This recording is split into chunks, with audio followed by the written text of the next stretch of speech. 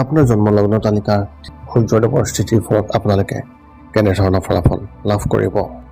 বৈদিক শাস্ত্ৰ অনুসৰি ৰাশিফলৰ চতুৰ্থ স্থান, সেই স্থানত যদিহে সূৰ্যদেৱৰ উপস্থিত থাকে তেন্তে সেই ব্যক্তিসকলে কেৱল বুদ্ধিমান আৰু দয়ালু নহয়, দক্ষ আৰু উৎকৃষ্ট প্ৰশাসকো হ'ব পাৰে।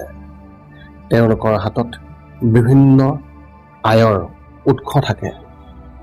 সেয়েহে এই ব্যক্তিসকলে নিজৰ মৃত্যুৰ পিছত নিজৰ বংশধৰসকলৰ বাবে পৰ্যাপ্ত ধন সম্পত্তি আৰু এটা সুনাম ৰাখি থৈ যাব পাৰে।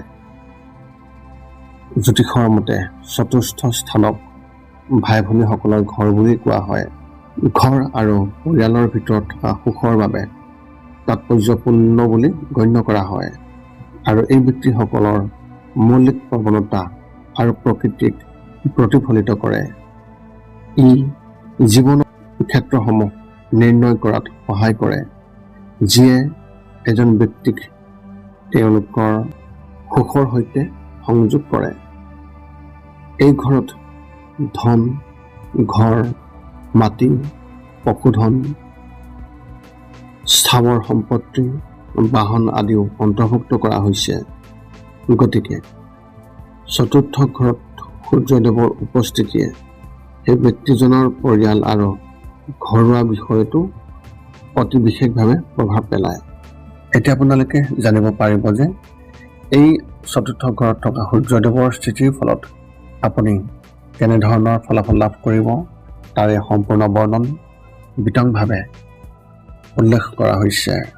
আপোনাৰ জন্মলগ্ন তালিকাৰ চতুৰ্থ স্থানত সম্পৰ্ক, পৰিয়ালৰ সম্পৰ্কত, সমাজত সন্মান আৰু প্ৰতিপত্তি আনৰ প্ৰতি কেনেধৰণৰ প্ৰভাৱ পেলায় আৰু ইয়াৰ ইতিবাচক আৰু নেতিবাচক দিশৰ বিষয়ে আপুনি জানি লওক।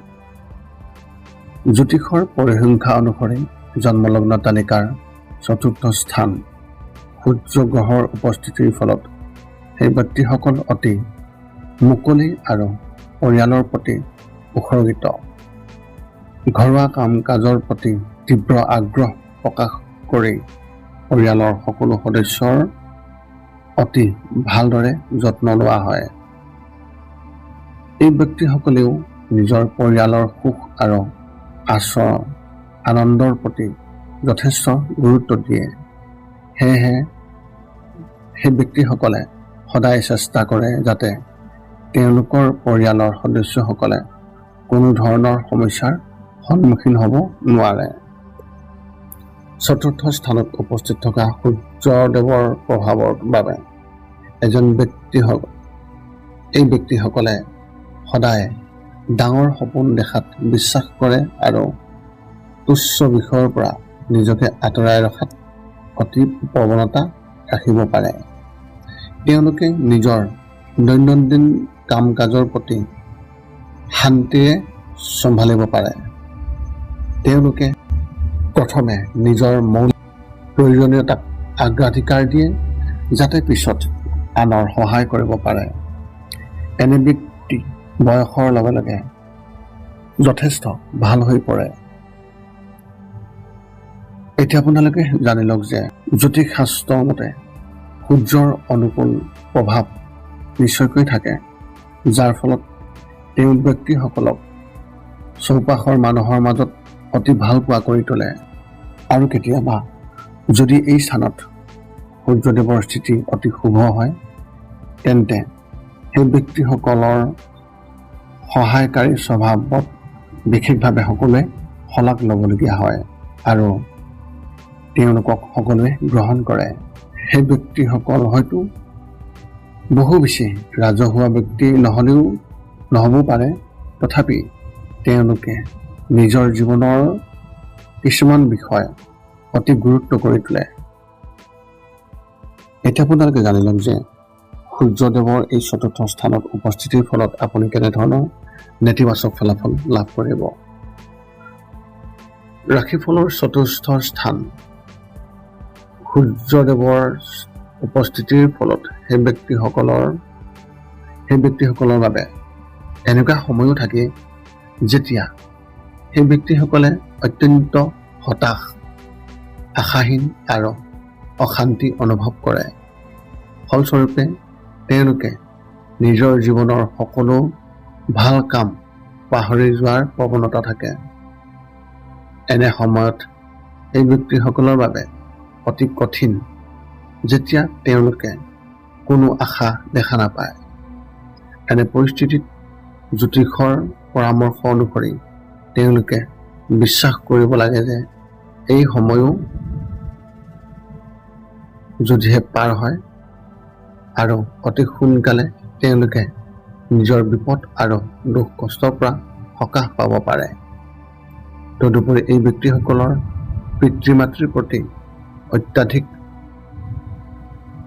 পক্ষপাতিত্ব তেওঁলোকৰ জীৱনত নেতিবাচক দিশ হিচাপে প্ৰকাশ পাব পাৰে। ফলস্বৰূপে তেওঁলোকে পিতৃ মাতৃৰ দ্বাৰা অধিক প্ৰভাৱিত হোৱাৰ বাবে তেওঁলোকৰ জীৱনসংগীৰ সৈতে অনুপযুক্ত আচৰণ প্ৰদৰ্শন কৰিব পাৰে। ইয়াৰ ফলত তেওঁলোকৰ বৈবাহিক জীৱনত বিশেষভাৱে প্ৰভাৱ পৰিব পাৰে আৰু তেওঁলোকৰ বিবাহিত জীৱনত কিছু অসংগঠিত বিসংগতিৰ সৃষ্টি হ'ব পাৰে। এনে পৰিস্থিতিত এই ব্যক্তিসকলেও নিজৰ সুখক অগ্ৰাধিকাৰ দিবলগীয়া হয়। ইয়াৰ উপৰিও ঘৰুৱা বিষয়ত তেওঁলোকৰ উপস্থিতি অতি শক্তিশালী। সেয়েহে পাৰিবাৰিক জীৱনত তেওঁলোকৰ যথেষ্ট প্ৰভাৱ পৰাৰ সম্ভাৱনা আছে। এনে ক্ষেত্ৰত এই সন্ধিক্ষণত এই ব্যক্তিসকলে সাৱধান হোৱাটো অতি প্ৰয়োজন, কিয়নো সংঘাত বা বন্ধন কোনেও ভাল নাপায়। যিসকল ব্যক্তিৰ জন্মলগ্ন তালিকাৰ চতুৰ্থ স্থানত সূৰ্যদেৱৰ স্থিতি থাকে, সেই ব্যক্তিসকলৰ মনত নিজকে শ্ৰেষ্ঠ বুলি গণ্য কৰাৰ এক বৈশিষ্ট্য সৃষ্টি হয়। এনে ক্ষেত্ৰত এই ব্যক্তিসকলে আনৰ মতামতকো সন্মান কৰা উচিত। নিজকে আনতকৈ বেছি ভাল পোৱাটোৱে তেওঁলোকৰ প্ৰতিচ্ছবি আৰু মংগলৰ ক্ষেত্ৰত যথেষ্ট ক্ষতি কৰিব পাৰে। এতিয়া আপোনালোকে জানি লওক যে আপোনাৰ জন্মলগ্ন তালিকাৰ চতুৰ্থ স্থানত সূৰ্যদেৱৰ উপস্থিতিৰ ফলত আপুনি কেনেধৰণৰ প্ৰতিকাৰ অৱলম্বন কৰাটো অতি প্ৰয়োজন তাৰ এই তথ্য। জন্মলগ্নৰ চতুৰ্থ স্থানত সূৰ্যদেৱৰ উপস্থিতিয়ে কেতিয়াবা যথাযথ বা আইন প্ৰয়োগৰ নিয়ম উলংঘা কৰিব পাৰে। অনাহকতে অহংকাৰৰ দ্বাৰা পৰিচালিত এই ব্যক্তিসকলে নিজৰ কাৰ্যৰ বাবে দুখ আনৰ ওপৰতো স্থানান্তৰিত কৰিব পাৰে। এই স্থানত সূৰ্যদেৱৰ দ্বাৰা প্ৰভাৱিত ব্যক্তিসকলে চৰকাৰী বিষয়া বা উচ্চ পদবীত থকা ব্যক্তিৰ চাতুৰিত লিপ্ত হ'ব পাৰে আৰু তেওঁলোকক বিশেষভাৱে প্ৰভাৱিত কৰাৰ বাবে যুটোপৰনাস্তি চেষ্টা কৰিব পাৰে। ইয়াৰ উপৰিও চতুৰ্থ স্থানত সূৰ্যদেৱৰ উপস্থিতিৰ বাবে সেই ব্যক্তিসকলে জীৱনৰ প্ৰথম অৱস্থাত স্বাস্থ্যৰ অশুভ সম্পৰ্কত কিছু অসুবিধাৰ সন্মুখীন হ'ব পাৰে। ইয়াৰ লগতে প্ৰেমৰ সম্পৰ্কত বিচ্ছিন্নতা বা বিসংগতিৰ পৰিস্থিতিও আহিব পাৰে।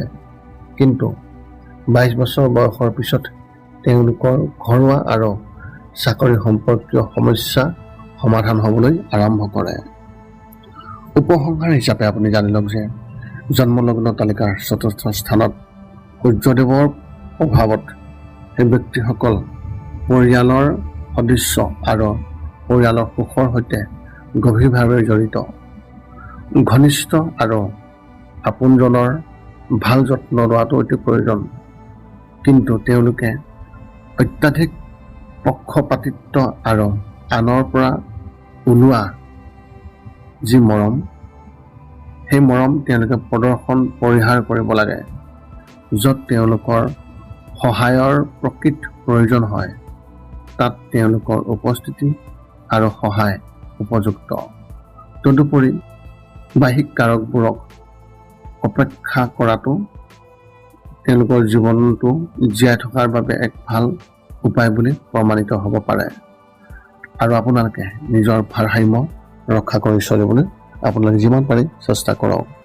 আপোনাৰ জন্মলগ্ন তালিকাৰ ৪ৰ্থ স্থানত চন্দ্ৰদেৱৰ উপস্থিতিৰ ফলত আপুনি লাভ কৰিবলগীয়া ফলাফলৰ বৰ্ণন। বৈদিক জ্যোতিষৰ মতে আপোনাৰ জন্মলগ্ন তালিকাৰ ৪ৰ্থ ঘৰটো সেই স্থানত যদিহে চন্দ্ৰদেৱৰ প্ৰভাৱ আছে, এই চন্দ্ৰদেৱৰ ৪ৰ্থ স্থানত থকা যি উপস্থিতি, এই উপস্থিতিয়ে আপোনাৰ মাতৃৰ লগত আপোনাৰ সংযোগ দেখুৱাইছে। সেয়েহে এই ঘৰত চন্দ্ৰই সকলো দিশতে শক্তিশালী ভূমিকা পালন কৰে। এই ঘৰত চন্দ্ৰৰ দ্বাৰা প্ৰভাৱিত ব্যক্তিসকলৰ মাতৃৰ লগত সম্বন্ধ অতি প্ৰিয়। ইয়াৰ লগতে চন্দ্ৰৰ লগত জড়িত সকলো বস্তুৱেই সেই ব্যক্তিজনৰ বাবে অতি উপকাৰী বুলি প্ৰমাণিত হয়। জন্মলগ্ন তালিকাৰ ৪ৰ্থ ঘৰটোক সুখৰ ঘৰ আৰু মাতৃৰ স্থান বুলি জনা যায়। ৰাশিফলৰ এই ঘৰটোৱেই মাঘ, সুখ, ঘৰ, বাহন, মাটি, কৃষি, বাগিচা, স্কুল কলেজৰ শিক্ষা, সেই ব্যক্তিসকলৰ মন, কামনা, আকাংক্ষা, উচ্চাকাংক্ষা আৰু অন্তৰংগ প্ৰেম আদি অতি গুৰুত্বপূৰ্ণ ক্ষেত্ৰৰ সৈতে জড়িত। সেইবাবে ৰাশিফলৰ এই ৪ৰ্থ স্থানত থকা চন্দ্ৰৰ উপস্থিতি এই ঘৰৰ কাৰকসমূহক বিশেষভাৱে প্ৰভাৱিত কৰাৰ ক্ষমতা প্ৰদান কৰে।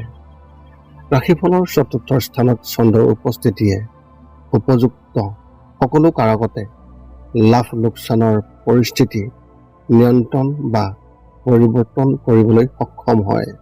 এতিয়া আপুনি জানি লওক ৪ৰ্থ স্থানত চন্দ্ৰদেৱৰ যি পৰিচয়। শাস্ত্ৰত চন্দ্ৰক কোমলতা, শান্তি স্বভাৱ, কোমল হৃদয় আৰু সদায় উল্লাসৰ গ্ৰহ বুলি কোৱা হয়। ইয়াৰ লগতে চন্দ্ৰদেৱ হৈছে মন আৰু মাতৃৰ কাৰক। ৰাশিফলৰ ৪ৰ্থ স্থানত চন্দ্ৰৰ এই স্থানক শক্তিশালী অৱস্থান বুলি গণ্য কৰা হয়, কাৰণ ই এই ঘৰৰ কাৰক তত্ত্ব। ৰাশিফলত এই ঘৰটোত চন্দ্ৰৰ উপস্থিতিৰ লগে লগে সেই ব্যক্তিসকলে মাতৃৰ প্ৰতি অধিক চিন্তা আৰু নিষ্ঠা অনুভৱ কৰে আৰু তেনে ব্যক্তিৰ মাতৃ আৰু পৰিয়ালৰ প্ৰতি যি প্ৰৱণতা আৰু সম্পৰ্কও গভীৰ হৈ পৰে। কিন্তু ৪ৰ্থ স্থানত চন্দ্ৰৰ উপস্থিতিয়ে সেই ব্যক্তিসকলক আৱেগিকভাৱে অসন্তুষ্টিত কৰি তোলে, যাৰ বাবে ব্যক্তিসকলে মানসিক অসুস্থতাত ভুগিবলগীয়া হ'ব পাৰে। কাৰণ ৰাশিফলৰ ৪ৰ্থ স্থানটোৰ মানসিক অৱস্থাৰ লগত জড়িত।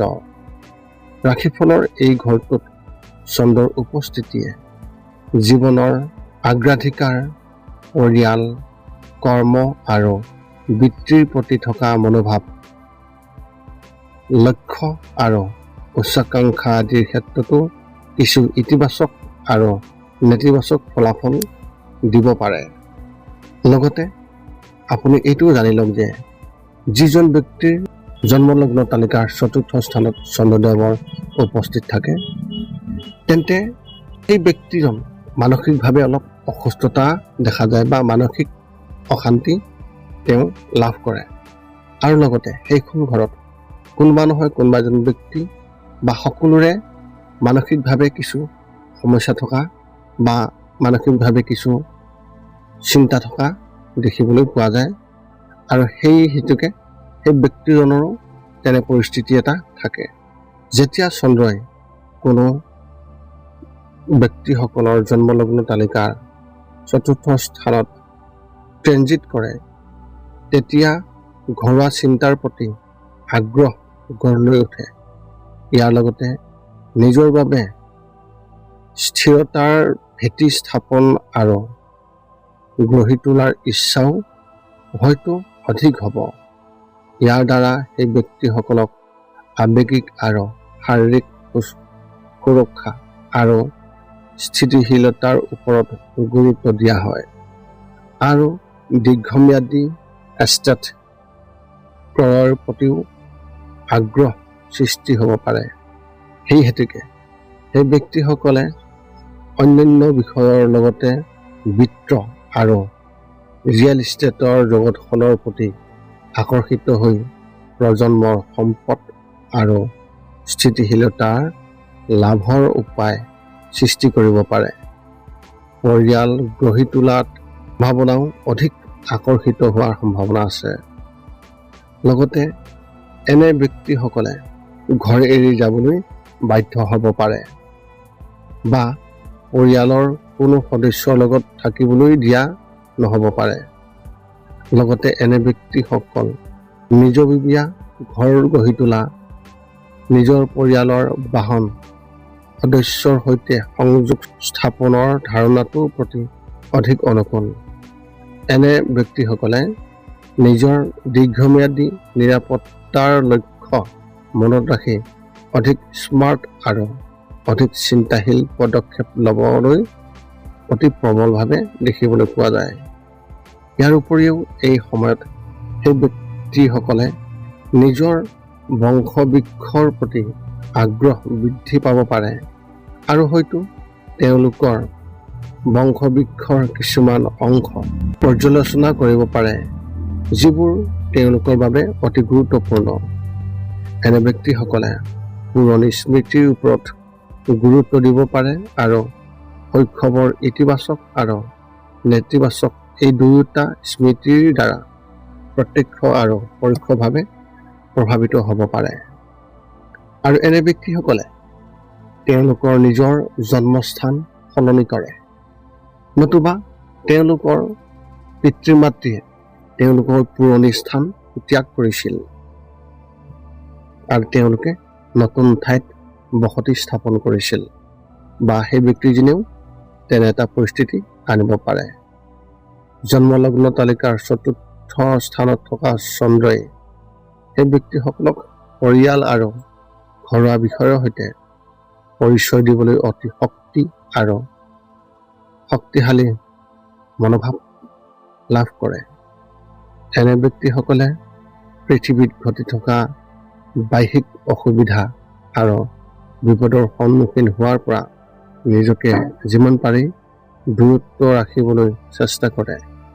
ইয়াৰ উপৰিও কিছুমান পৰিস্থিতিত এই ব্যক্তিসকলে নিজৰ বসতি প্ৰধান ঘৰ এৰি নিজৰ মূল পৰিয়াললৈ উভতি যাবলৈও চেষ্টা কৰিব পাৰে।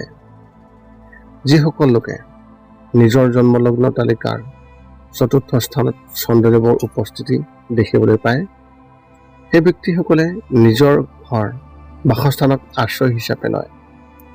এনে ব্যক্তিসকলে পৰিয়ালৰ সদস্য বা বন্ধু বান্ধৱীৰ সৈতে সুষম সম্পৰ্কত আৱেগিক নিৰাপত্তাও অনুভৱ কৰে, কিন্তু এই সম্পৰ্কবোৰ যেতিয়া মানসিক চাপৰ সৃষ্টি কৰে, তেতিয়া তেওঁলোকেও বহুত নিৰাপত্তাহীনতা অনুভৱ কৰিব পাৰে, যাৰ বাবে তেওঁলোকৰ আৱেগিক মনোভাৱত এক ডাঙৰ পৰিৱৰ্তন দেখিবলৈ পোৱা যায়। সাধাৰণতে এই ঘৰৰ দ্বাৰা প্ৰভাৱিত ব্যক্তিসকলে নিজৰ অনুভৱ আনৰ আগত প্ৰকাশ নকৰে, কিন্তু যদি তেওঁলোকৰ জীৱনত বহুত সংঘাত হয়, তেন্তে তেওঁলোকে নিজৰ জীৱনটো পুনৰ সুখী কৰিবলৈ যিমান পাৰে চেষ্টা কৰে। দেখা যায় জ্যোতিষৰ দৃষ্টিকোণৰ পৰা ৰাশিফলৰ ৪ৰ্থ স্থানত চন্দ্ৰদেৱৰ উপস্থিতিক শক্তিশালী বুলি ধাৰণা কৰা যায়, কিন্তু আন কিছুমান গ্ৰহৰ প্ৰভাৱত এই অৱস্থানেও বিৰূপ প্ৰভাৱ পেলাব পাৰে। চন্দ্ৰদেৱৰ এই ৪ৰ্থ স্থানৰ উপস্থিতি হোৱাৰ বাবে এই ঘৰৰ কৰ্কট ৰাশি বুলিও কোৱা হয়। গতিকে ৰাশিফলৰ ৪ৰ্থ স্থানত বহি থকা চন্দ্ৰৰ প্ৰভাৱত ব্যক্তিসকলৰ অন্তৰ্নিহিত স্বভাৱটো অতি আৱেগিক। আচলতে গুৰুত্বপূৰ্ণ কথাবোৰ হ'ল আত্মৰক্ষা আৰু লগতে গোপনীয়তা। গতিকে দৈনন্দিন জীৱনত প্ৰকৃতি আৰু আৱেগিক প্ৰয়োজনীয়তা পূৰণ কৰাটো এই ব্যক্তিসকলৰ বাবে আনতকৈ প্ৰাথমিক আৰু অধিক গুৰুত্বপূৰ্ণ। চতুৰ্থ স্থানত চন্দ্ৰদেৱৰ উপস্থিতিৰ ফলত ইয়াৰ প্ৰভাৱ আৰু পৰামৰ্শ আপোনাৰ আগত আগবঢ়াইছোঁ। আগতেই উল্লেখ কৰা হৈছে যে ৰাশিফলৰ চতুৰ্থ স্থানত থকা চন্দ্ৰই সেই ব্যক্তিসকলক অত্যন্ত আৱেগিক হোৱাৰ ক্ষমতা প্ৰদান কৰে, যাৰ বাবে এই ব্যক্তিসকলে আত্মৰক্ষাৰ প্ৰতি অধিক মনোযোগ দিয়ে। এনে পৰিস্থিতিৰ বাবে তেওঁলোকেও নিজৰ আৱেগিক প্ৰয়োজন পূৰণ কৰিবলৈ অক্ষম হৈ পৰে। এনে ব্যক্তিসকলক আৱেগিকভাৱে চন্দ্ৰৰ প্ৰভাৱ বুলিও কোৱা হয়, যাৰ বাবে তেওঁলোকে নিজৰ আৰ্থিক আৰু অৰ্থনৈতিক নিৰাপত্তাৰ বাবে অত্যন্ত চিন্তিত। এনে ব্যক্তিসকলে প্ৰায় অনুভৱ কৰে যে তেওঁলোকৰ সকলো প্ৰয়োজন পূৰণ হ'লে তেওঁলোক আৰু অধিক সুখী হ'ব আৰু সুস্থিৰ হ'ব। এনে ব্যক্তিসকলে পৰিয়ালৰ সহায় অবিহনে ব্যক্তিগত সম্পৰ্ক গঢ়ি তুলিব নোৱাৰে।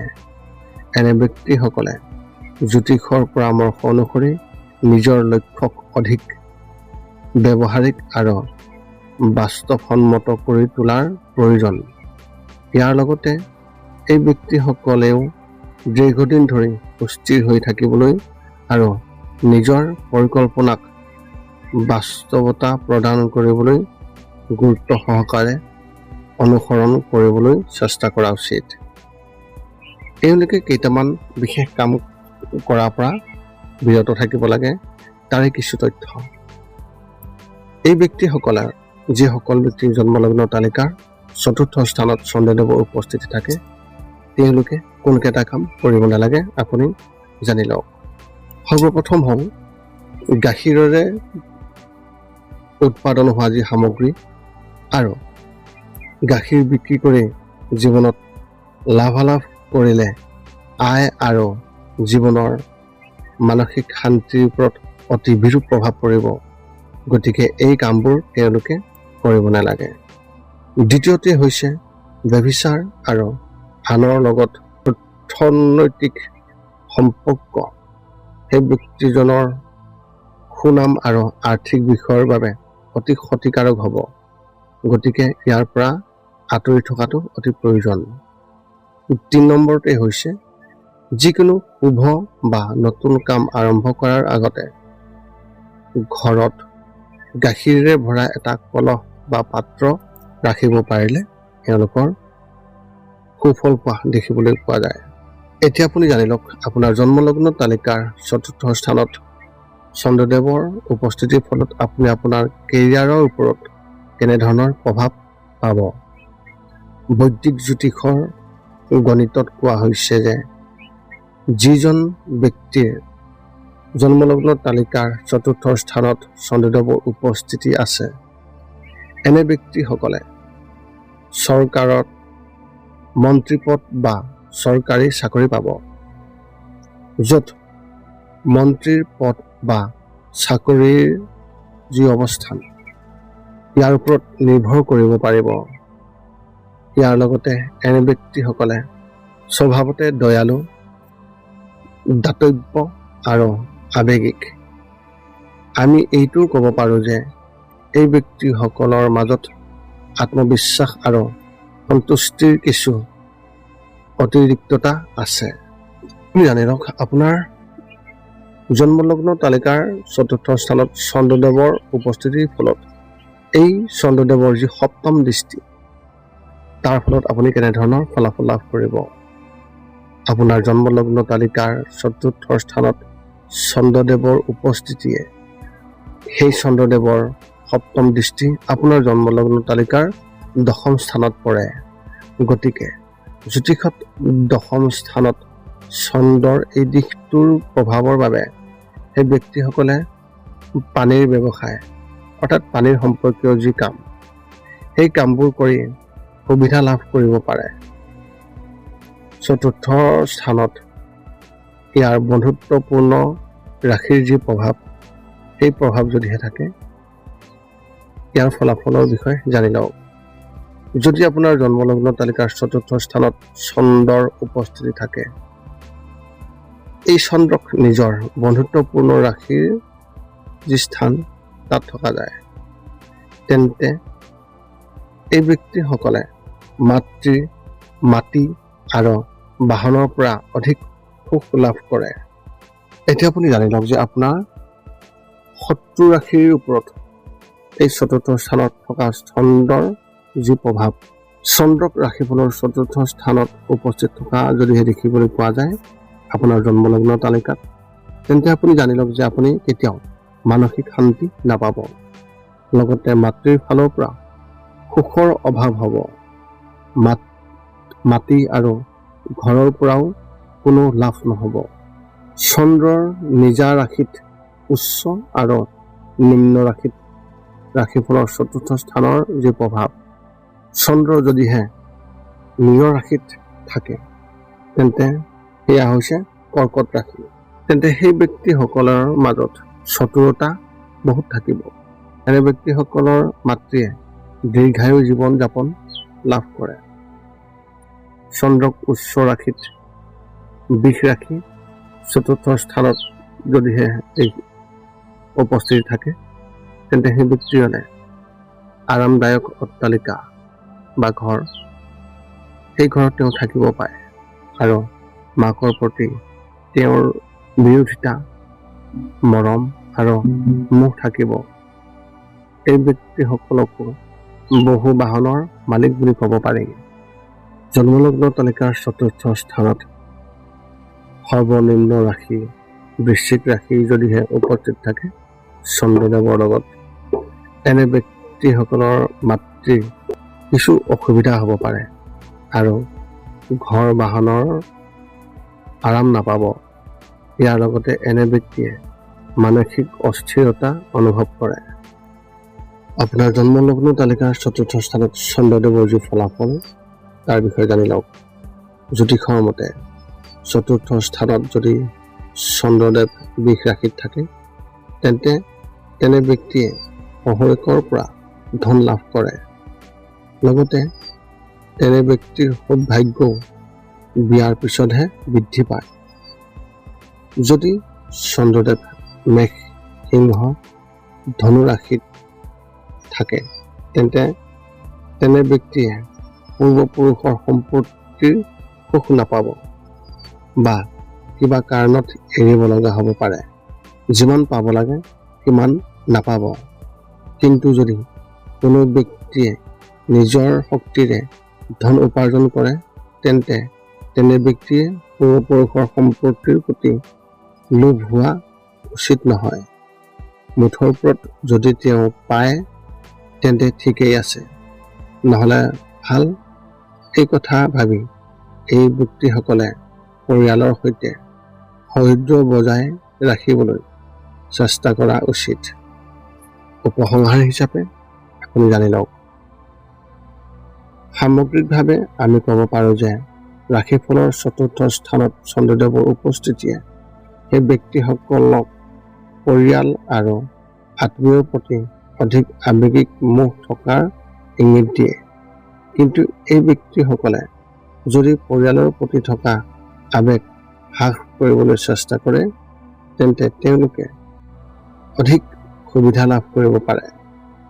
ৰাশিফলৰ ৪ৰ্থ স্থানত থকা চন্দ্ৰ সেই ব্যক্তিসকলে নিজকে আৱেগিকভাৱে শক্তিশালী কৰাৰ চেষ্টা কৰিব লাগে আৰু নিজৰ নিৰ্ধাৰিত লক্ষ্যৰ দিশে আগবাঢ়িব লাগে। বৈদিক জ্যোতিষত কুণ্ডলীৰ ৪ৰ্থ স্থানত মংগল গ্ৰহৰ স্থিতি। ৪ৰ্থ স্থানত মংগল গ্ৰহৰ স্থিতিৰ ফলত সেই ব্যক্তিসকল অহংকাৰী আচৰণ আৰু অপৰ্যাপ্ত বুজাবুজিৰ বাবে মাতৃ, আত্মীয় আৰু বন্ধু বান্ধৱীৰ লগত কাজিয়াৰ সন্মুখীন হ'ব লাগিব। এওঁলোকে ঘৰত থাকিব কিন্তু কেতিয়াও সুখী আৰু সন্তুষ্টি নাপাব। এই পথটোৱে লোভক প্ৰসাৰিত কৰিব আৰু আপুনি সদায় অভাৱৰ অৱস্থাৰ সৈতে অনুৰণত কটাব। মানসিক শান্তি নাথাকিব যদিও আপোনাৰ ইতিবাচক মনোভাৱ আৰু দৃঢ়তাই সকলো বাধা অতিক্ৰম কৰাত সহায় কৰিব। জন্মলগ্নৰ চতুৰ্থ স্থানটো কেন্দ্ৰীয় ঘৰ, য'ত কুৎসিত মংগল গ্ৰহৰ স্থাপন কৰা হয়, অৰ্থাৎ জন্মৰ পৰা 25 বছৰ বয়সলৈকে সংগ্ৰামৰ মাজেৰে পাৰ হ'ব লাগিব। ইয়াৰ ফলত আপোনাৰ জন্ম প্ৰক্ৰিয়াৰ অসুবিধাৰ সৃষ্টি হ'ব পাৰে। অভিভাৱকসকলে সীমিত সম্পদ আৰু অৰ্থনৈতিক অৱস্থাৰ বাবে ক্ষতিগ্ৰস্ত হ'ব। কাজিয়াকাৰী পিতৃ-মাতৃ আৰু পুষ্টিহীনতাৰ বাবেও আপুনি অস্বস্তিকৰ পৰিস্থিতিৰ সন্মুখীন হ'ব লাগিব। মংগল গ্ৰহৰ এই অৱস্থানে আপোনাৰ শিক্ষা আৰু কেৰিয়াৰতো বাধা আৰু পলম কঢ়িয়াই আনিব। এতিয়া আপুনি জানি লওক আপোনাৰ এই জন্মলগ্ন তালিকাৰ চতুৰ্থ ঘৰটোৰ যি গুৰুত্ব আৰু এই ঘৰৰ ৰহস্যৰ বিষয়ে। জন্মলগ্ন তালিকাৰ চতুৰ্থ ঘৰটো সম্পত্তি, মাটি, মহিলাৰ সৈতে সম্পৰ্ক, ঘৰুৱা বিষয়, আৱেগ, সম্পৰ্ক আৰু জীৱনৰ আৰামৰ সৈতে জড়িত। জ্যোতিষশাস্ত্ৰৰ মতে মংগল গ্ৰহক চতুৰ্থ স্থানত উপস্থিত থকাৰ ফলত সেই ব্যক্তিজনৰ ঘৰুৱা কাম-কাজ আৰু দৈনন্দিন জীৱনত বিলাসিতাৰ সূচনা কৰে। এই সংমিশ্ৰণৰ সৈতে সেই ব্যক্তিসকল শক্তি, দৃঢ়তা আৰু উৎসাহেৰে ভৰপূৰ হোৱা দেখা যায়। এই ব্যক্তিসকলৰ কথা কোৱা নহয় যদিও আনৰ লগত তৰ্ক কৰিবলৈ ভাল পায় আৰু কিছুমান ক্ষেত্ৰত ৰিয়েল ইষ্টেটৰ বিষয়ত আলোচনা কৰাৰ ক্ষেত্ৰত আত্মনিয়ন্ত্ৰণ হেৰুৱাই পেলায়। ইয়াৰ পিছতো এই ব্যক্তিসকলে নাৰীৰ সৈতে এক ঘনিষ্ঠ বন্ধন গঢ়ি তোলে আৰু তেওঁলোকৰ প্ৰতি অতি সন্মান আৰু প্ৰশংসা প্ৰকাশ কৰে। সেয়া তেওঁলোকৰ পত্নীয়ে হওক, মাতৃয়ে হওক বা বান্ধৱীয়ে হওক। এতিয়া আপোনালোকে জানি লওক এই জন্মলগ্ন তালিকাৰ চতুৰ্থ স্থানত মংগল গ্ৰহৰ স্থিতিৰ ফলত আপুনি কেনেধৰণৰ ইতিবাচক প্ৰভাৱ লাভ কৰিব। চতুৰ্থ স্থানত মংগল গ্ৰহ থকা ব্যক্তিসকলে তেওঁলোকৰ জীৱনশৈলীত ধন সম্পত্তি, আৰাম আৰু বিলাসিতাৰ ক্ষেত্ৰত লাভৰ অভিজ্ঞতা লাভ কৰে। বৈদিক জ্যোতিষৰ মতে এই ব্যক্তিসকল যুদ্ধংদেহী আৰু তেওঁলোকৰ ইতিবাচক মানসিকতাই তেওঁলোকক জীৱনৰ বাধাসমূহ অতিক্ৰম কৰাত সহায় কৰে। চতুৰ্থ স্থানত মংগল গ্ৰহ থকাৰ বাবে এই ব্যক্তিসকলক অধিক শক্তিশালী আৰু উৎসাহী কৰি তুলি চিন্তা প্ৰক্ৰিয়াত প্ৰভাৱ পেলায়। জীৱনৰ সকলো পৰ্যায়তে তেওঁলোকৰ কৌতূহল আৰু দৃঢ়তাই তেওঁলোকক অনন্য, কোমল আৰু মনোমোহা ব্যক্তি কৰি তোলে, যাক সাধাৰণতে মহিলাসকলে প্ৰশংসা কৰে। সেই ব্যক্তিজন আৱেগিকভাৱে নাৰীৰ প্ৰতি আকৃষ্ট আৰু যেতিয়াই আবদ্ধ হৈ থকা যেন লাগে তেতিয়াই তেওঁলোকৰ নৈতিক সমৰ্থনৰ ওপৰত নিৰ্ভৰ কৰে। বৈদিক জ্যোতিষৰ হিচাপ অনুসৰি চতুৰ্থ স্থানত মংগল গ্ৰহ থকা ব্যক্তিসকলে নিজৰ ঘৰুৱা কাম-কাজ আৰু চলি থকা উত্থান পতনৰ প্ৰতি অধিক চিন্তিত। তেনে ক্ষেত্ৰত তেওঁলোকৰ মনৰ শান্তিয়ে তেওঁলোকক সেই অনুসৰি ব্যৱস্থা গ্ৰহণ কৰাত সহায় কৰে। এই ব্যক্তিসকল অতি সাহসী, নিৰ্ভীক আৰু শাস্ত্ৰজ্ঞ, সশস্ত্ৰ বাহিনী, আৰক্ষী, প্ৰতিৰক্ষা, বিল্ডাৰ আদিত নিজৰ কেৰিয়াৰ গঢ়ি তোলাৰ সম্ভাৱনা থাকে। চতুৰ্থ স্থানৰ মংগল গ্ৰহই এইটোও সূচায় যে বিবাহপাশত আবদ্ধ হোৱা ব্যক্তিসকলে নিজৰ সংগীৰ পৰা বাস্তৱিক আশা ৰাখে আৰু একেলগে থাকে। একেলগে খাদ্য গ্ৰহণ কৰক, একেলগে ভাল বেয়া সকলো সময়তে সমভাগী হওক আৰু এই লালন পালনকাৰী বৈশিষ্ট্যতাৰ বাবেই চতুৰ্থ ঘৰৰ মংগল গ্ৰহৰ স্থিতিৰ সেই ব্যক্তিসকলৰ বিবাহৰ ভৱিষ্যতবাণীত মংগল গ্ৰহৰ মতে আন দম্পতীৰ ওপৰতো ইতিবাচকতা প্ৰতিফলিত কৰে। এই প্লেচমেণ্ট থকা ব্যক্তিসকলৰ অতি শান্ত আৰু প্ৰতিকূল পৰিস্থিতিৰ সৈতে মোকাবিলা কৰিবলৈ সম্পূৰ্ণ শক্তি থাকে আৰু তেওঁলোকে প্ৰতিশোধ লোৱাৰ পৰিৱৰ্তে আনক ক্ষমা কৰে আৰু কেতিয়াও নিজৰ অতীতৰ ওপৰত গুৰুত্ব নিদিয়ে। এতিয়া আপুনি জানিব লাগিব মংগল গ্ৰহৰ এই চতুৰ্থ ঘৰত উপস্থিত থকাৰ ফলত ইতিবাচকৰ লগতে নেতিবাচক প্ৰভাৱৰ বিষয়ে।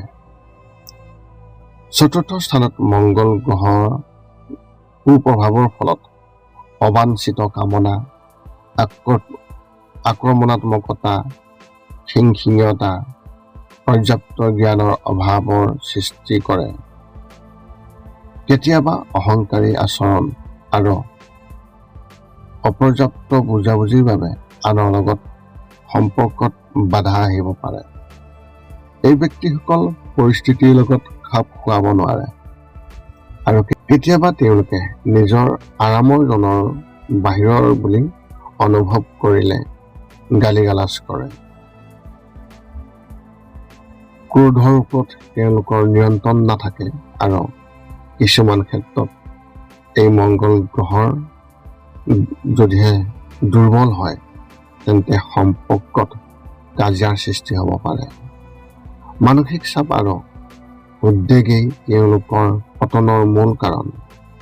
এই ব্যক্তিসকল সাহসী আৰু নিৰ্ভীক বুলি গণ্য কৰা হয় যদিও কেতিয়াবা বুজাবুজিৰ অভাৱে তেওঁলোকক দুৰ্বল আৰু অসাৰ কৰি তোলে। কিন্তু মংগল গ্ৰহৰ পাৰ্শ্বক্ৰিয়া বহু পৰিমাণে হ্ৰাস কৰিব পৰা যায় আৰু ই তেওঁলোকৰ জীৱনটো পুনৰ সুখী আৰু আনন্দময় কৰি তুলিবলৈ যথেষ্ট হ'ব। মানসিক চাপ আৰু উদ্বেগেই তেওঁলোকৰ পতনৰ মূল কাৰণ। এই ব্যক্তিসকল সাহসী আৰু নিৰ্ভীক বুলি গণ্য কৰা হয়। চতুৰ্থ স্থানত মংগল গ্ৰহৰ উপস্থিতিয়ে আৰ্থিক অৱস্থাটো প্ৰভাৱ পেলায় আৰু ব্যৱসায় বা শ্বেয়াৰ বজাৰত মূল্যধনী সম্পত্তি হেৰুৱাৰ আশংকা বৃদ্ধি পায়। দেখা গৈছে যে এই পদবী থকা ব্যক্তিসকলৰ ৰিয়েল ইষ্টেটৰ ক্ষেত্ৰত যথেষ্ট লোকচানৰ সন্মুখীন হ'ব পাৰে, যিয়ে অৱশেষত তেওঁলোকৰ সামগ্ৰিক অৱস্থাটো প্ৰভাৱ পেলায়। চতুৰ্থ স্থানত মংগল গ্ৰহৰ উপস্থিতিত কেইটামান ৰাশিৰ অনুকূল বুলি ক'ব পাৰি। সেইকেইটা হৈছে সৰ্বপ্ৰথমে মেঘ ৰাশিত মংগল গ্ৰহৰ এই চতুৰ্থ স্থানৰ স্থিতিত প্ৰভাৱ অতি তীব্ৰ আৰু ই সাধনৰ এক বৃহৎ ইচ্ছা আনে, যিয়ে আপোনালোকক লোভী আৰু আত্মকেন্দ্ৰিক কৰি তুলিব পাৰে। মাক আৰু আপোনজনৰ লগত কাজিয়াত লিপ্ত কৰাব পাৰে। কৰ্কট ৰাশিৰ ব্যক্তিসকলৰ ক্ষেত্ৰত যিহেতু মংগল গ্ৰহ এই অৱস্থানত দুৰ্বল হৈ পৰে, গতিকে ই আপোনাক আৱেগিকভাৱে ডুবাই পেলাব পাৰে আৰু আপুনি আক্ৰমণাত্মকতাত চম্ভালিব নোৱাৰিব। আপোনাৰ পৰিয়ালৰ প্ৰতি কোনো দায়িত্ব পালন কৰিবলৈ নোহোৱা হ'ব। বৃশ্চিক ৰাশিৰ ক্ষেত্ৰত ইয়াৰ ফলত আপোনাৰ ভিতৰত খং আৰু ক্ৰোধ বৃদ্ধি পাব। ই আপোনাৰ অন্তৰ্নিহিত শক্তি আৰু শক্তিক পূৰ্বৰ আৱেগেৰে আপোনাৰ ইচ্ছা পূৰণৰ বাবে অনুপ্ৰাণিত কৰিব। আপোনাৰ ইচ্ছা পূৰণ নহ'লে আপোনাক বিষাক্ত কৰি তুলিব। মকৰ ৰাশিৰ ক্ষেত্ৰত সুখদায়ক অৱস্থান।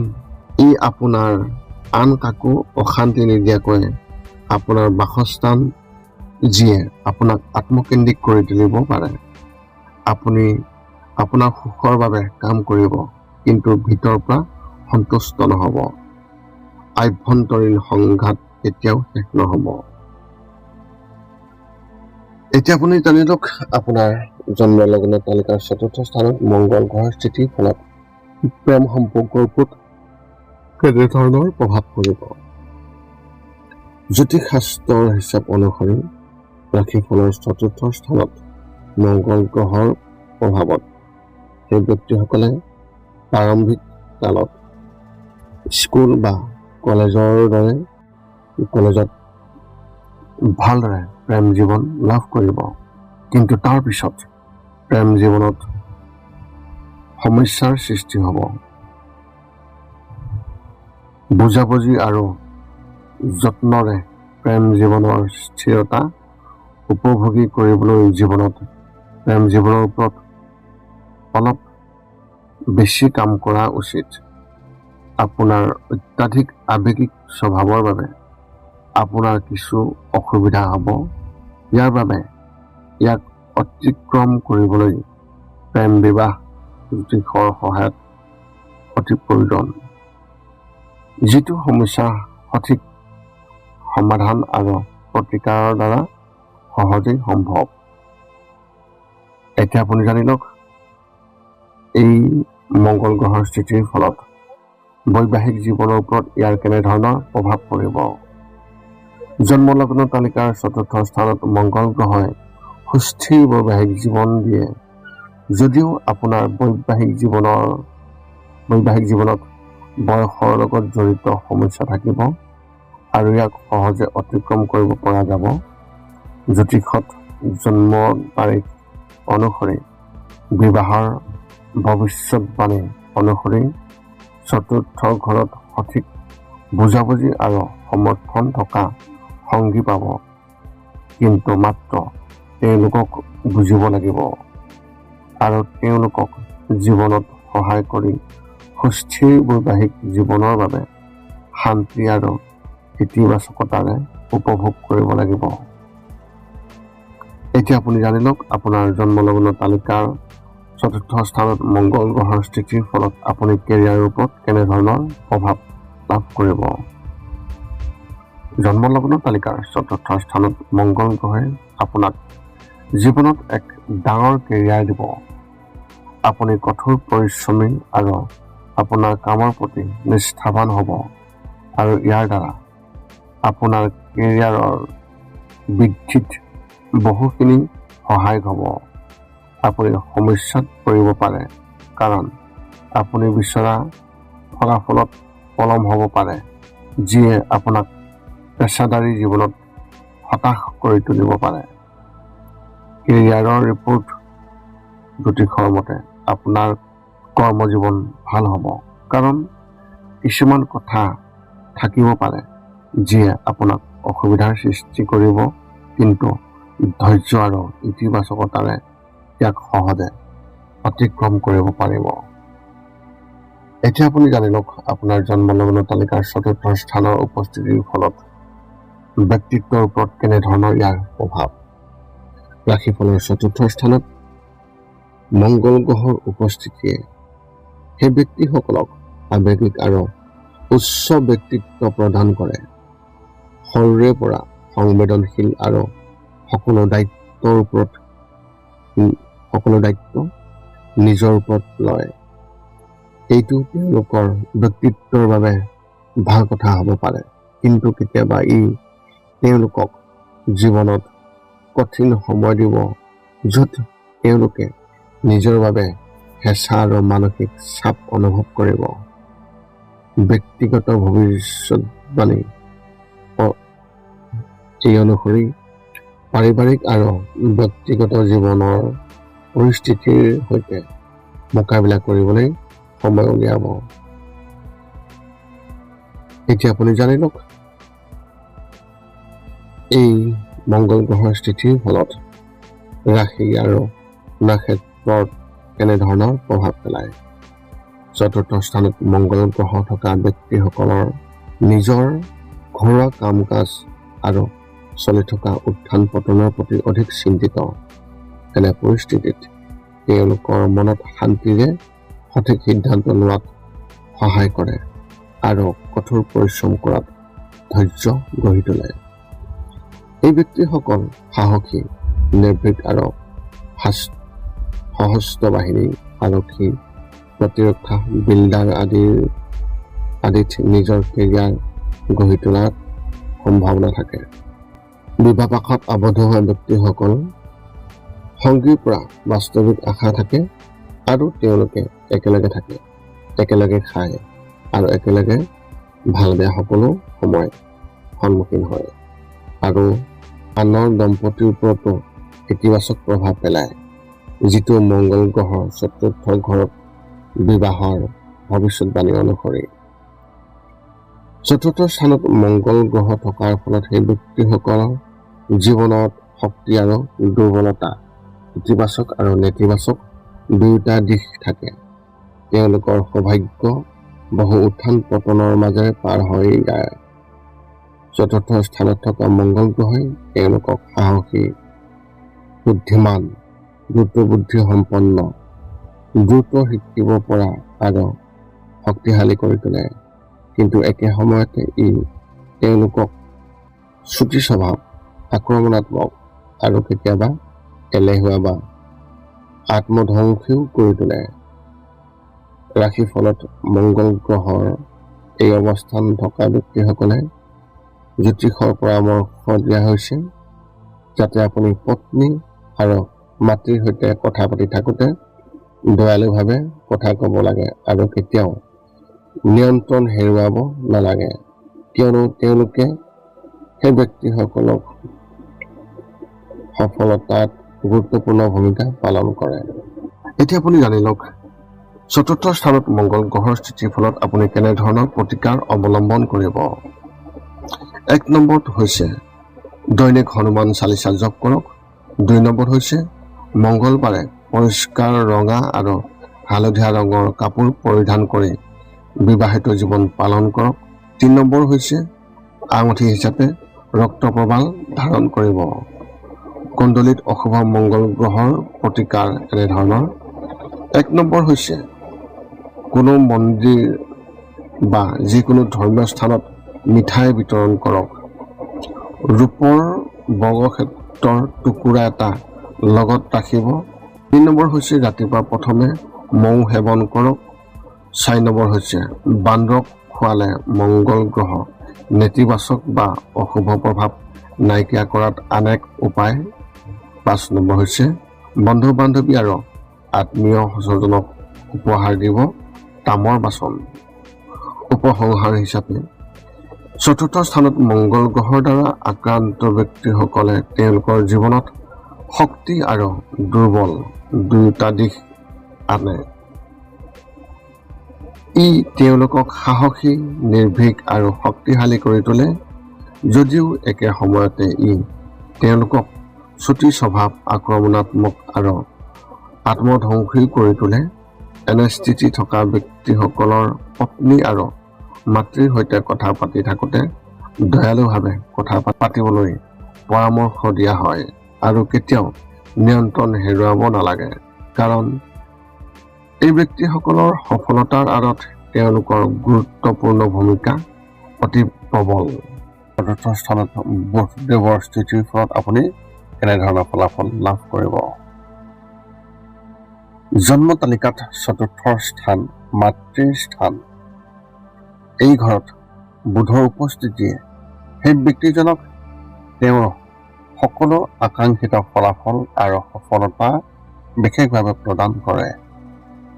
৪ৰ্থ স্থান এই ঘৰত বুধৰ প্ৰভাৱে এইটোৱেই দেখুৱাইছে যে আপুনি এজন অতি সৎ, বুদ্ধিমান আৰু নিজৰ জীৱনত অহৰহ আগবাঢ়ি যোৱা এজন ব্যক্তি। ৰাশিফলৰ এই ঘৰত গুৰুদেৱৰ আৰু সূৰ্যৰ লগত বুধৰ সংযোগে সেই ব্যক্তিজনক অতি ইতিবাচক আৰু শুভ ফলাফল লাভ কৰাত সহায় কৰে। বুধদেৱৰ স্থিতিৰ ফলত আপুনি ইতিবাচক আৰু নেতিবাচক ইয়াৰ প্ৰভাৱৰ বিষয়ে জনাব আগবাঢ়িছোঁ। আপুনি ইয়াৰ সম্পূৰ্ণ তথ্য জানি ল'ব। এতিয়া আপুনি সৰ্বপ্ৰথম জানি লওক যে আপোনাৰ জন্মলগ্ন তালিকাৰ ৪ৰ্থ স্থানত বুধদেৱৰ শুভ প্ৰভাৱবিলাক কেনেধৰণৰ। সৰ্বপ্ৰথমে জ্যোতিষৰ মতে চতুৰ্থ স্থানত বুধৰ শুভ প্ৰভাৱে সেই ব্যক্তিজনক শাৰীৰিকভাৱে সবল কৰি তুলিব। এই ব্যক্তিসকলক বিতৰ্কত চতুৰ আৰু ভাল উপদেষ্টা কৰিব। 2 নম্বৰতে হৈছে এই ব্যক্তিসকলক ধৈৰ্য আৰু জ্ঞানৰ অভাৱ নাই। বুধৰ উপস্থিতিয়ে সেই ব্যক্তিসকলকো ভাল ৰাজনীতিবিদ বুলি প্ৰমাণিত কৰায়। তৃতীয়তে হৈছে বুধদেৱৰ প্ৰভাৱৰ বাবে এই ব্যক্তিসকলৰ স্মৃতিশক্তিও অতি চোকা, যাৰ বাবে তেওঁলোকৰ অন্তৰ্দৃষ্টিও অধিক চহকী হ'ব পাৰে। চতুৰ্থতে হৈছে এনে ব্যক্তিসকল সংগীত, গীত আৰু নৃত্যৰ প্ৰতি আগ্ৰহী। আপুনিও এজন বিদ্বান লেখক হ'ব পাৰে। জ্যোতিষৰ মতে শ্ৰেষ্ঠ মানুহৰ লগত বন্ধুত্ব হ'ব আপোনাৰ। পঞ্চমত হৈছে এই ব্যক্তিসকল এজন খুবেই ভাল কূটনীতিবিদ হ'ব পাৰে। 6 নম্বৰৰ তথ্য হৈছে এই স্থান যিহেতু মাতৃৰ স্থান, সেয়েহে মাতৃৰ লগত সেই ব্যক্তিসকলৰ খুবেই ভাল সম্পৰ্ক থাকিব। এই ব্যক্তিসকলে জীৱনৰ সকলো আৰাম আৰু সুবিধা লাভ কৰিব পাৰে।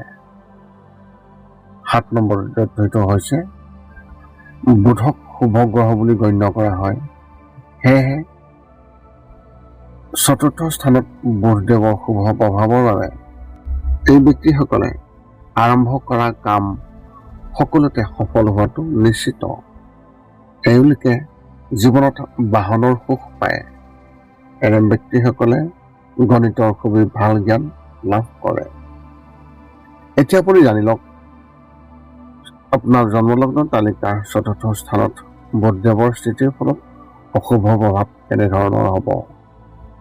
যেনেকৈ জন্মলগ্ন তালিকাৰ চতুৰ্থ স্থানত বুধ গ্ৰহৰ উপস্থিতিৰ ফলত নিজৰ জীৱনৰ ইতিবাচক পৰিৱৰ্তন লাভ কৰে। এই ঘৰত বুধ গ্ৰহৰ উপস্থিতিয়েও কিছু নেতিবাচক ফলাফলো ইংগিত কৰে, যিবোৰ এতিয়া আপোনালোকক জনাব বিচাৰিছোঁ। 1 নম্বৰটো হৈছে বুধ গ্ৰহৰ দ্বাৰা প্ৰভাৱিত সেই ব্যক্তিসকলে বহু চিন্তা আৰু বিবেচনাৰ অন্তত নিজৰ যিকোনো কাম কৰিবলৈ ভাল পায়। সেয়েহে এনে ব্যক্তিসকলে সংকীৰ্ণ মনোভাৱ আচৰণৰ বলিও হ'ব পাৰে। এই ব্যক্তিসকলৰ প্ৰতিটো কামৰ বাবে আনৰ লগত খুবেই কম খাপ খোৱা দেখিবলৈ পোৱা যায়। 2 নম্বৰ হৈছে অন্য কথা আৰু পৰিস্থিতিৰ প্ৰতি তেওঁলোকৰ দৃষ্টিভংগী সংকীৰ্ণ। এনে ব্যক্তিসকলে যিকোনো নতুন ধাৰণা বা পৰিকল্পনা গ্ৰহণ কৰিবলৈ অলপ সময় দৰকাৰ হয়। 3 নম্বৰ হৈছে তেওঁলোকৰ চিন্তাধাৰাও অতি পৰম্পৰাগত। সেয়েহে তেওঁলোকে আধুনিক চিন্তা আৰু ধাৰণাসমূহৰ সৈতে সহজে খাপ খাব নোৱাৰে, যাৰ বাবে এই ব্যক্তিসকলেও নিজৰ জীৱনত ঘটি থকা পৰিৱৰ্তনবোৰ সহজে মানি ল'ব নোৱাৰে। 4 নম্বৰটো হৈছে এই ঘৰত থকা বুধ গ্ৰহে সেই ব্যক্তিজনক মানুহ আৰু বহু ঘটনাৰ অহৰহ অনুসন্ধান কৰিবলৈ প্ৰেৰণা যোগায়। এইদৰে এই প্ৰৱণতাই তেওঁলোকৰ মনত অবিৰত চিন্তাৰ সৃষ্টি কৰি থাকে, যিটো তেওঁলোকৰ বাবে নিয়ন্ত্ৰণ কৰাটো অসম্ভৱ। 5 নম্বৰটো হৈছে ৰাশিফলৰ এই স্থানত বুধদেৱৰ উপস্থিতিৰ বাবে সেই ব্যক্তিসকলে নিজৰ চিন্তা আৰু দৃষ্টিভংগী দৃঢ় হৈ থাকে, যাৰ বাবে মানুহৰ লগত তেওঁলোকৰ মতানৈক্যৰ সম্ভাৱনা অধিক হ'ব পাৰে। নিজৰ চিন্তাধাৰাত দৃঢ় হৈ থকাৰ বাবে তেওঁলোকৰ পৰা পৃথক দৃষ্টিভংগী থকা মানুহৰ লগত তেওঁলোকে মতাদৰ্শনত পাৰ্থক্য পায়। 6 নম্বৰ তথ্যটো হৈছে কেতিয়াবা এই ব্যক্তিসকলেও নিজৰ আৱেগৰ প্ৰভাৱত ভুল সিদ্ধান্ত লয়। এই ব্যক্তিসকলেও নিজৰ অনুভৱবোৰৰ সহজে প্ৰকাশ কৰিব নোৱাৰে। ইয়াৰ বাবেই এই ব্যক্তিসকলে বুজি নাপায় যে তেওঁলোকে কিয় কিবা এটা কথাত ইমান চিন্তিত হৈ পৰে। চতুৰ্থ স্থানত বুধদেৱৰ উপস্থিতিৰ ফলত বিবাহিত জীৱন আৰু কৰ্মৰ জীৱনত জ্যোতিষৰ মতে আপোনাৰ পত্নী আৰু সন্তানৰ পৰা সুখ লাভ কৰাৰ সম্ভাৱনা আছে। আপুনি এজন বিদ্বান লেখক হ'ব পাৰে। ইয়াৰ উপৰিও আপুনি এজন খুবেই ভাল গণিতজ্ঞ, ৰাজনীতিবিদ আৰু সংগীতজ্ঞও হ'ব পাৰে। উপসংহাৰ হিচাপে এনেধৰণৰ আগত উল্লেখ কৰা সকলো ভাল বেয়াৰ প্ৰভাৱ আপুনি নিশ্চয়কৈ জানিব পাৰিছে। জনা যায় যে বুধ গ্ৰহই যোগাযোগ আৰু সংলাপৰ ক্ষেত্ৰত বিশেষভাৱে প্ৰভাৱিত কৰে। সেয়েহে যেতিয়া বুধ ৰাশিফলৰ চতুৰ্থ স্থানত থাকে তেতিয়া এনে ব্যক্তিসকল সৎ স্বভাৱৰ। তেওঁলোকৰ আচৰণত ভালৰ লগত ভাল আৰু বেয়াৰ লগত বেয়া হোৱা দেখা পোৱা যায়। ৰাশিফলৰ চতুৰ্থ স্থানত থকা বুধ গ্ৰহই সেই ব্যক্তিসকলৰ প্ৰাথমিক শিক্ষা, আৱেগিক মোহ, মাতৃৰ পৰা স্নেহ, যত্ন আৰু ঘৰুৱা সুখ আদিৰ ক্ষেত্ৰত বিশেষভাৱে প্ৰভাৱ পেলায়।